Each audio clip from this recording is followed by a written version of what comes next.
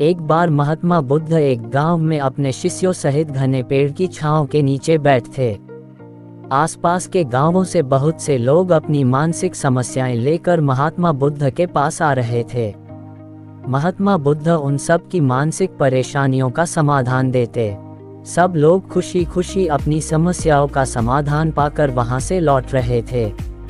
वहीं से कुछ दूर बैठा लोगों को बुद्ध के पास जाते देख एक दुखी भिखारी अपने भाग्य को कोसता हुआ यही सोचने लगा कि अभी कुछ देर पहले तो ये लोग दुखी मन से मुंह लटकाए उन महात्मा के पास गए थे और अब इतना खुश होकर कैसे वापस लौट रहे हैं।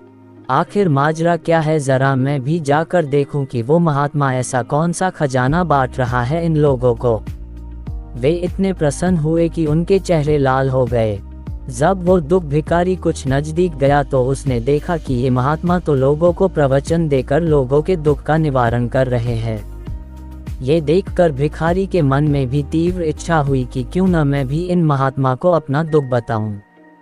मुझे भी अपने दुख का समाधान अवश्य मिलेगा। बस फिर क्या था, समाधान पाने की लालसा लिए भिखारी महात्मा बुद्ध के सामने पहुंचा और हाथ जोड़कर प्रणाम करते हुए बोला, हे महात्मा बुद्ध, मैं भी लोगों की मदद करना चाहता हूँ। मुझे लोगों की मदद करने की बहुत इच्छा है, लेकिन मैं कैसे मदद कर सकता हूँ।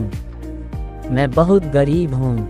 मेरे पास न तो पैसे हैं और न ही कोई ऐसी चीज़ जिससे मैं किसी की मदद कर सकूँ।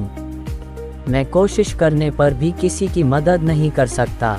मुझे भगवान ने इतना गरीब क्यों बनाया। हे महात्मा, मुझ पर कुछ कृपा करो। इतना बोलते हुए भिखारी रोने लगा।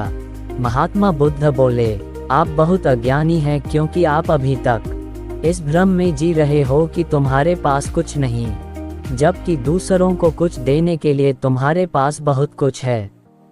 तुम बिना धन और वस्तु के भी दूसरों की मदद कर सकते हो। तुम्हारे पास जुबान है जिससे तुम मीठे शब्द बोलकर किसी के दुखी चेहरे पर मुस्कान ला सकते हो। इन्हीं शब्दों की ताकत से तुम किसी के भी टूटते हौसलों को फिर से मजबूत कर सकते हो। इन शब्दों की शक्ति से आप किसी के भी मन में सकारात्मक विचारधारा के बीज बो सकते हैं और उसे गलत रास्ते पर जाने से रोक सकते हैं। तुम्हारे दो हाथों से किसी भी कमजोर या लाचार व्यक्ति की सहायता कर सकते हो। आपके दो आंखें किसी अंधे को रास्ता दिखा सकते हैं। तुम किसी के लिए दुआ कर सकते हो। ये हो सकता है कि उनके बुरे काम फिर से हो जाएं। आप किसी के अच्छे स्वास्थ्य की कामना कर सकते हैं, लेकिन अज्ञानतावश तुम अब तक इस बात को समझ नहीं पाए और इस भ्रम में अब तक जीते रहे कि तुम्हारे पास मदद करने के लिए कुछ नहीं। किसी की मदद करने के लिए धन और वस्तु का होना अनिवार्य नहीं है। बिना धन और वस्तु के भी हम कई प्रकार से लोगों की मदद कर सकते हैं। महात्मा बुद्ध के ज्ञान से भरे ये सुंदर शब्द सुनकर भिखारी के चेहरे पर मुस्कान आ गई और वह खुशी से झूमता हुआ वहां से चला गया। इस बुद्ध मॉरल स्टोरी से हमने क्या सीखा? दोस्तों, महात्मा बुद्ध की इन बातों से बहुत कुछ सीखा गया।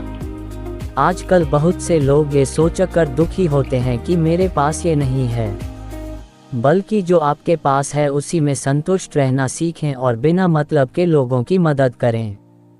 इन्हीं से आपको परम सुख की प्राप्ति होगी। तो दोस्तों, ये बुद्ध मॉरल स्टोरी आपको कैसी लगी जरूर बताना।